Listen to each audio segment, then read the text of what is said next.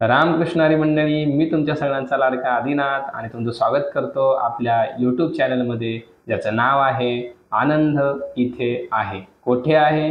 इथे आहे. इथे म्हणजे आपल्या चॅनलवरती तुम्हाला खरा आनंद मिळत होता, मिळत आहे आणि मिळणार सुद्धा आहे. त्यामुळं आज असणारा 3:30 मुहूर्तापैकी एक मुहूर्त, तोच म्हणजे हिंदू नववर्ष आजपासून सुरू होत आहे, म्हणजेच गुढीपाडवा. आणि गुढीपाडव्याच्या सगळ्यात अगोदर सगळ्यांना खूप खूप शुभेच्छा.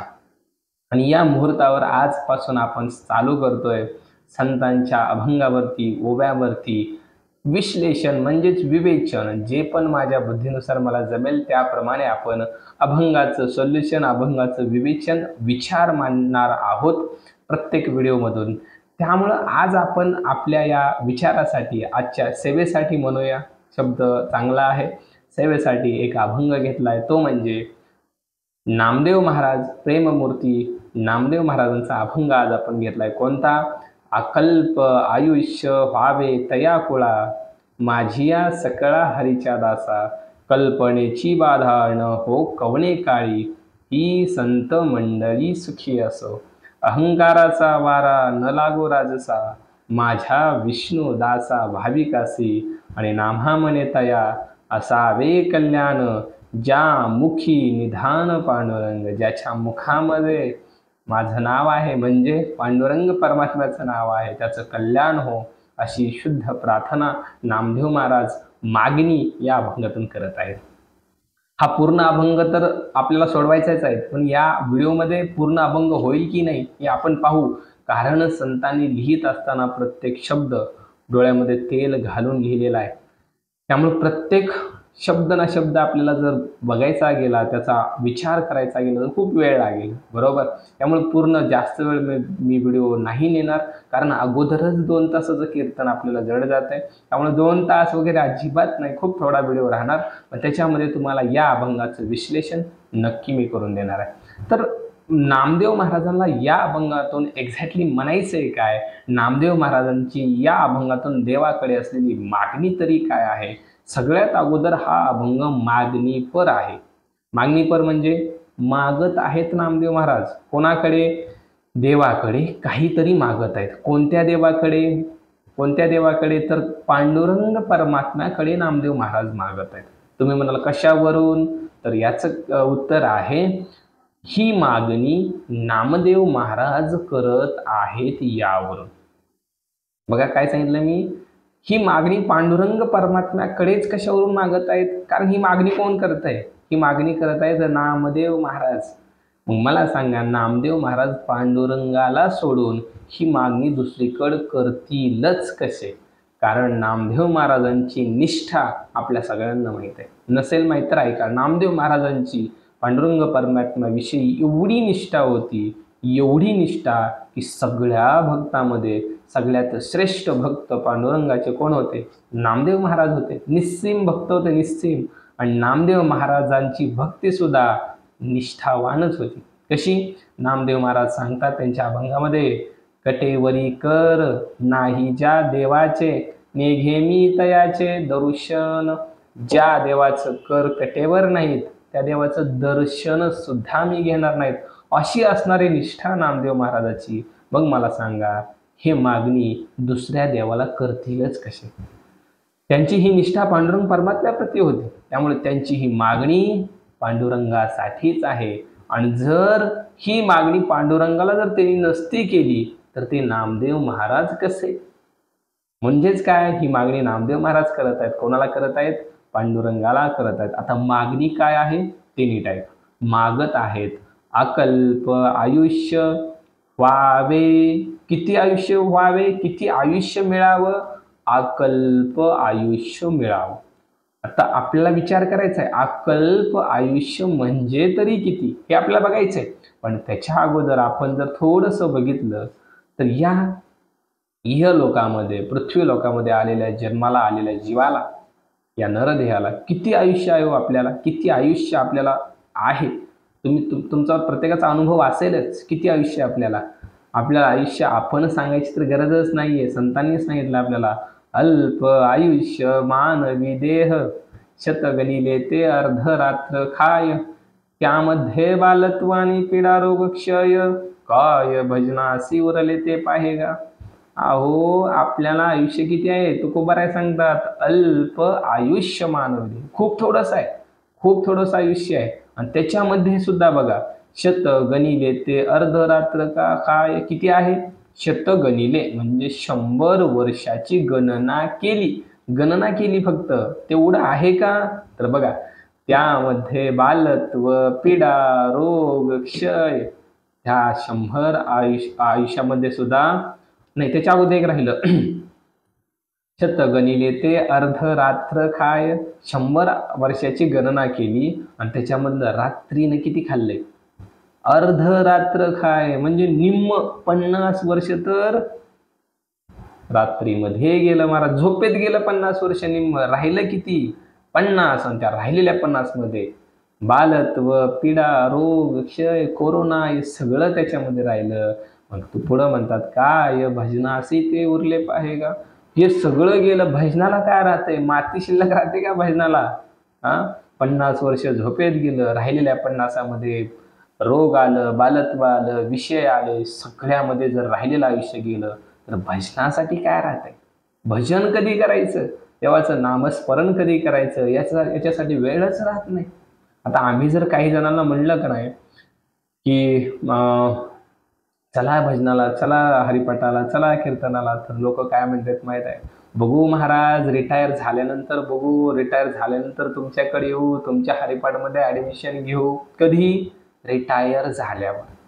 मला सांगा, शासनाचा एक नियम आहे बघा, जर तुमचं वय 60 झालं असेल तर शासन काय म्हणतं, रिटायर करतो तुम्हाला आणि घरी ठेवतो. तुम्हाला म्हणतं तुम्ही घरी बसून काय करा, पेन्शन घ्या, कारण तुम्ही काम करण्याच्या लायक नाहीत. म्हणजे शासनाला सुद्धा माहित आहे 60च्या पुढं काही सुद्धा उपयोग नाही.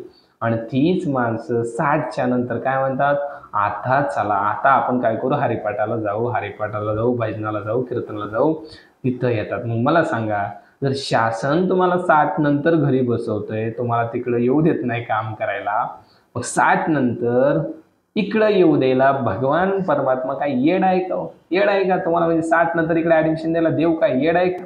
अजिबात नाही. त्यामुळं परमार्थ कधी करायचा आहे, तरणा भाग्यवंत नाचे हरे कीर्तनात. कधी परमार्थ करायचा आहे तरुणपणी, जोपर्यंत अंगामध्ये रस आहे, जोपर्यंत अंगामध्ये आपल्या ताकद आहे, तेव्हाच परमार्थ केला पाहिजे. राईट?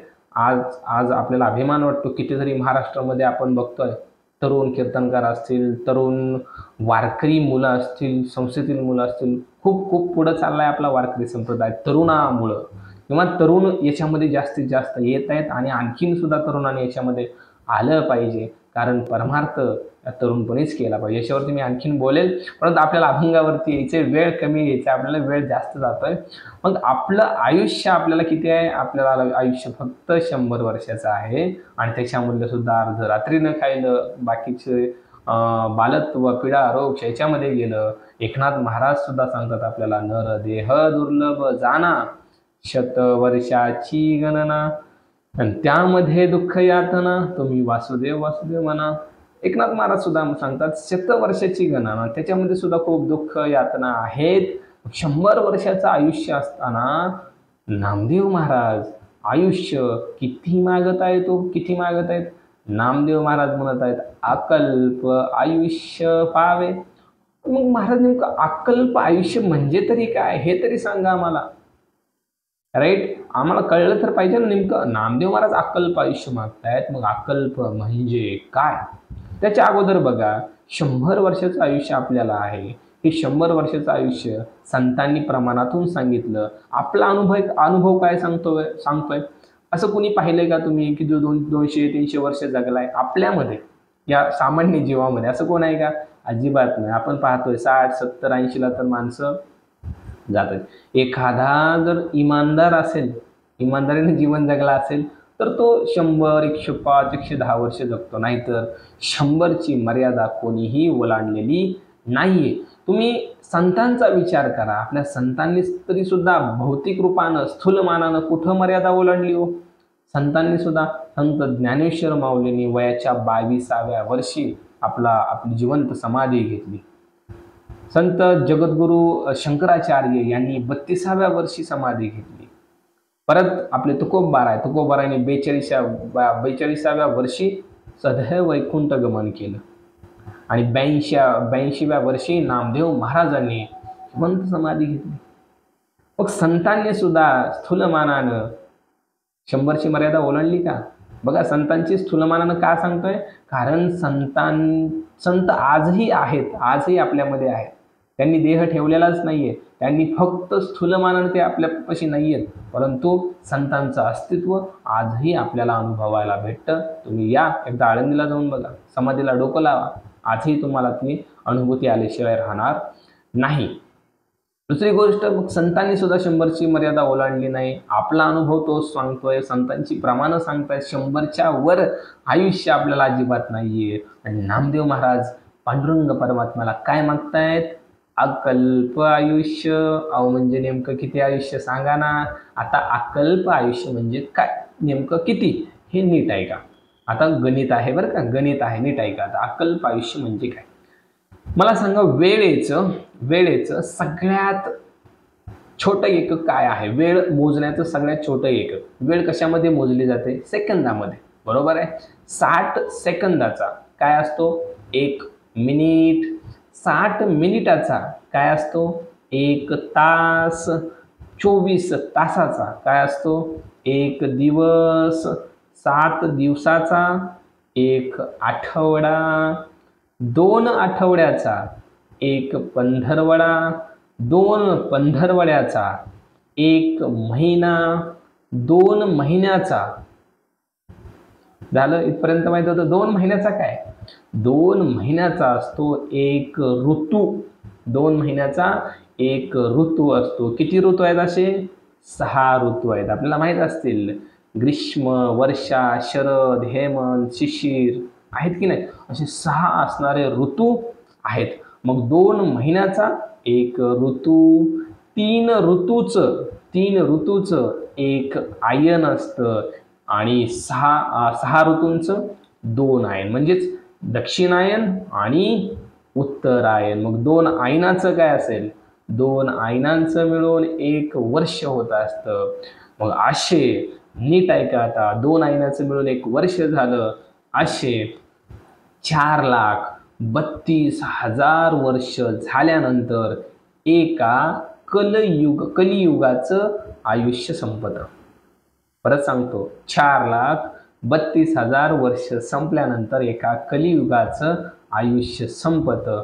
असे 8,64,000 वर्ष झाल्यानंतर एका द्वापार युगाचं आयुष्य संपतं. किती? 8,32,000 वर्ष संपल्यानंतर एका द्वापार युगाचं आयुष्य संपतं. असे 12,96,000 वर्ष संपल्यानंतर एका त्रेतायुगाचं आयुष्य संपतं. आणि असे 17,28,000 वर्ष संपल्यानंतर एका सतयुगाचं आयुष्य संपतं. बघा, आणि याचं जर तुम्ही कॅल्क्युलेशन केलं, कशाचं? 4,32,000, 8,64,000, 12,96,000 आणि 17,28,000. किती होत आहे? करा गणित. याचं कॅल्क्युलेशन होत आहे 43,20,000 वर्षांचं मिळून होतं एक महायुग. काय होतं? 43,20,000 वर्षांचं मिळून होतं एक महायुग. म्हणजे कलियुगाचं पूर्ण आयुष्य, द्वापार युगाचं पूर्ण आयुष्य, त्रेतायुगाचं पूर्ण आयुष्य, सगळ्यांचं मिळून काय होतं? एक महायुग होतं. म्हणजे 43,20,000 वर्ष झाल्यानंतर एक महायुग होतं. आणि याला गुणिले 1,000 करायचं, म्हणजे 43,20,000 गुणिले 1,000 एवढं झाल्यानंतर याचं जे उत्तर येईल त्याला म्हणायचं एक कल्प. ऐका नाही, डोक्याच्या बाहेरचं गणित. डोक्याच्या बाहेरचं गणित आहे की नाही? परत एकदा तुम्ही रिवाइज करून पाहू शकता की एक्झॅक्टली नामदेव महाराजांनी कल्पापर्यंत आयुष्य मागितले म्हणजे किती मागितले? 43,20,000 गुणिले 1,000 करा, त्याचं जे उत्तर येईल तेवढी वर्ष माझ्या हरीच्या दासाला आयुष्य मिळालं पाहिजे, असं नामदेव महाराज सांगत आहे का हो? शक्य आहे का हो? नामदेव महाराजांची मागणी ही सोपी आहे का? काय वाटतंय? ही मागणी सोपी आहे नामदेव महाराजांची? अवघड आहे की नाही? खूप अवघड मागणी आहे. मग ही मागणी अवघड आहे आणि ही मागणी कोण पूर्ण करणार आहे? ही मागणी पूर्ण करणारे आहेत पांडुरंग परमात्मा. पांडुरंग परमात्मा ही मागणी काय करणार आहे? पूर्ण करणार. बघा, मागणी कशी असावी आपल्या जीवनामध्ये? जर आपल्याला काय मागायचं असेल तर 3 निकष लक्षात ठेवावे आणि मागावे. काय? एक म्हणजे मागणी योग्य असावी, दुसरी गोष्ट मागणी शक्य असावी, आणि तिसरी गोष्ट मागणी आवश्यक असावी. या 3 गोष्टी असतील तरच मागावं. मग नामदेव महाराजांची मागणी योग्य आहे का? योग्य आहे. नामदेव महाराजांची मागणी शक्य आहे का? ते पाहू आपण कशा प्रकारे शक्य आहे. शक्य पण आहे. आणि नामदेव महाराजांची मागणी आवश्यक आहे का? तर हो, नामदेव महाराजांची मागणी आवश्यक सुद्धा आहे. नामदेव महाराज मागतायत की एवढं आयुष्य द्या. केवढं? एका कल्पा इतकं. म्हणजे किती? तुम्ही आता पाहिलं, एवढे वर्ष आयुष्य.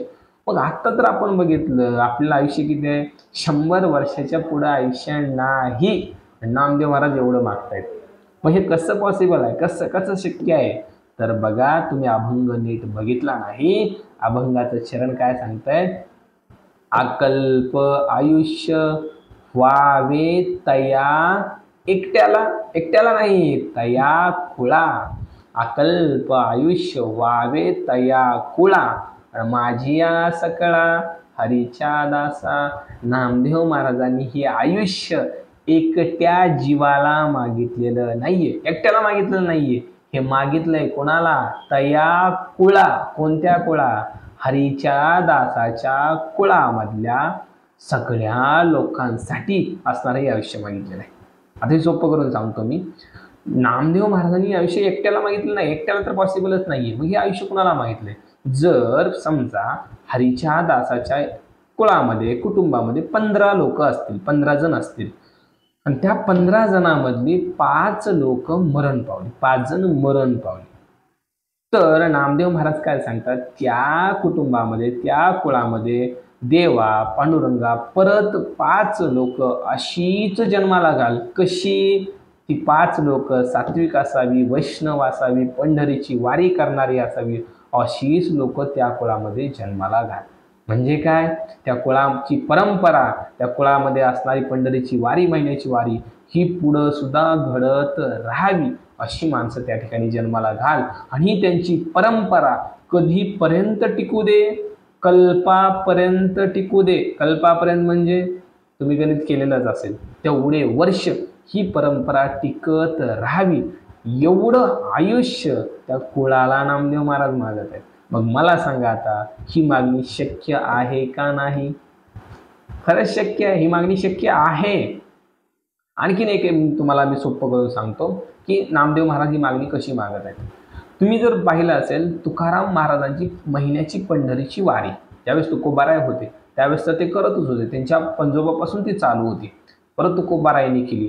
आत्ता जरी पाहिलं तुम्ही आजच्या घडीला सुद्धा देहूमध्ये त्यांचे वंशज ती महिन्याची वारी आत्ता सुद्धा करत आहेत.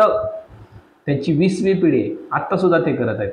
मला सांगा, तुकोबारायांची ती वारीची परंपरा, त्यांच्या कुळाची ती परंपरा, पंढरीची वारी करण्याची परंपरा त्यावेळेसही होती आणि त्यांची ती परंपरा आजही आहे. म्हणजे माणसं बदलली पण ती परंपरा असणारी चालू आहे की नाही? पण नामदेव महाराजाला तेच सांगायचंय, माणसं बदलली तरी चालेल पण त्या कुळाची परंपरा, पंढरीला जाण्याची परंपरा, पंढरीची वारी करण्याची परंपरा, चंद्रभागेला जावं, पंढरीची प्रदक्षिणा करावी, पुंडरीकरायाचं दर्शन घ्यावं, पांडुरंगाचं दर्शन घ्यावं, ही जी परंपरा आहे ती मात्र चुकली नाही पाहिजे. ती घडतच गेली पाहिजे. कधीपर्यंत? कल्पापर्यंत. एका कल्पापर्यंत ती घडत गेली पाहिजे अशी मागणी नामदेव महाराज करत. मग मला आता सांगा, आता शक्य आहे की नाही? आणखीन सोपं करतो आणि थांबतो. आणखीन सोपं करून सांगतो. बघा कसं असतं, एखादा सप्ताह असावा आणि सप्त्याची मीटिंग चालू असावी आणि त्यात एखादा माणूस ताड करणं उठून म्हणतो, काय कळतंय का नाही तुम्हाला राव, तुम्हाला काय कळतंय का नाही, का का काय झालं काय झालं काय झालं. तर तो म्हणतो, माझ्या पंजोबापासून सप्त्यातली 7व्या दिवसाची संध्याकाळची पंगत आहे आणि तुम्ही माझं नाव टाकलंच नाही पत्रिकेमध्ये. म्हणजे काय, त्याचे पंजोबा पंगत घालत होते सप्त्यामध्ये 7व्या दिवशी, त्याचे आजोबा सुद्धा पंगत घालत होते, त्याचे वडील सुद्धा पंगत घालत होते, हा पट्ट्या पण काय करतो, पंगतच घालतो सप्त्यामध्ये. म्हणजे पंजोबा आहेत का आता, नाहीत, आजोबा नाहीत, वडील असतील किंवा नसतील, पण तो मुलगा आजही पंगत घालतोय. म्हणजे काय, त्याच्या पंजोबाची जी कुळाची परंपरा आहे त्यानं पुढे चालवली की नाही. म्हणून नामदेव महाराज म्हणतात, अशीच मुलं, अशीच माणसं त्या कुळामध्ये जन्माला घाल, ज्यांच्याकडून त्यांच्या कुळाची परंपरा म्हणजे काय, पंढरीची वारी करण्याची परंपरा, पंगत घालण्याची परंपरा, संतांची सेवा करण्याची, वारकऱ्यांची सेवा करण्याची परंपरा ही कुठपर्यंत चालू दे, कल्पापर्यंत चालू दे. आणि त्याच्यासाठी ते आयुष्य नामदेव महाराज कोणाला मागत आहेत, कोणाला मागत आहेत, पांडुरंगाला मागत आहेत. म्हणून नामदेव महाराज म्हणत आहेत, अकल्प आयुष्य पावे तया कुळा, माझिया सकळा हरीच्या दासा. हरीच्या दासातल्या कुळामधल्या सगळ्यांना एवढं आयुष्य दे आणि त्यांची ती परंपरा कधीही चुकू नये एवढं आयुष्य दे. पांडुरंग परमात्मा आहे म्हणलं तर ही मागणी नक्कीच पूर्ण करणार. आणि आपली पण ही परंपरा कोणती, ही व्हिडिओ बनवायची कशावरती, संतांच्या अभंगावरती. संतांनी एवढं आपल्यासाठी लिहून ठेवलंय, त्या प्रत्येक अभंगाचा आपण विचार या दररोजच्या व्हिडिओमधून करणार आहोत, जसा वेळ भेटेल तसा. आणि त्यानुसार ही आपली परंपरा, ही परंपरा सुद्धा कुठपर्यंत टिकली पाहिजे, कल्पापर्यंत टिकली पाहिजे. म्हणजे माणसं बदलली चालेल, परंतु ती परंपरा टिकली पाहिजे, असं नामदेव महाराजाला या अभंगातून सांगायचं आहे.